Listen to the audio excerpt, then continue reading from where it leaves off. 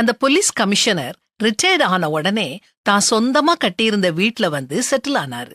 அது ஒரு அமைதியான காலனி. பக்கத்துல இருந்த பார்க்குக்கு போனாரு. பார்க் பெஞ்ச்ல உட்கார்ந்திருந்த ஒரு வயதானவர் கிட்ட தன்னுடைய பெருமைய பேச ஆரம்பிச்சாரு.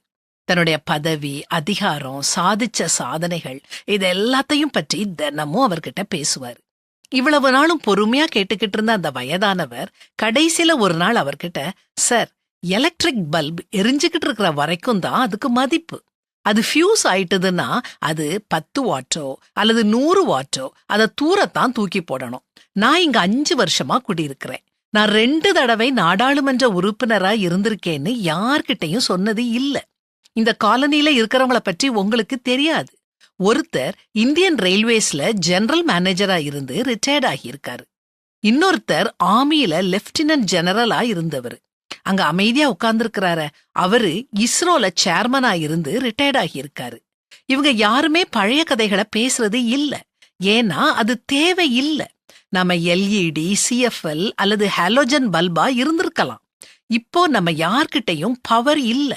நம்ம எல்லாரும் பவர் இல்லாத பல்பு மாதிரி தான்.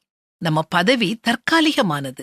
அதை வச்சு நாம நம்மை அடையாளப்படுத்திக்கிட்டோம்னா பதவி போன பிறகு நாம நம்மையே தொலைச்சுக்கிட்டு நிப்போம்னு சொன்னாரு. போலீஸ் கமிஷனர் யோசனை பண்ண ஆரம்பிச்சாரு. இந்த உலகமே தற்காலிகமானதுதான். இதுல நாம நம்ம தொலைச்சுக்கிட்டு நிக்க வேண்டாம். நித்திய வாழ்க்கைக்காக நம்மை தயார்படுத்தும் இடம்தான் இந்த உலகம். அந்த சிந்தையோடவே வாழுவோம். நிலையான நகரம் நமக்கு இங்கே இல்லை. வரப்போகிறதையே நாடி தேடுகிறோம்னு வேதாகமத்திலையும் போட்டிருக்குது. பதவி என்னங்க பதவி?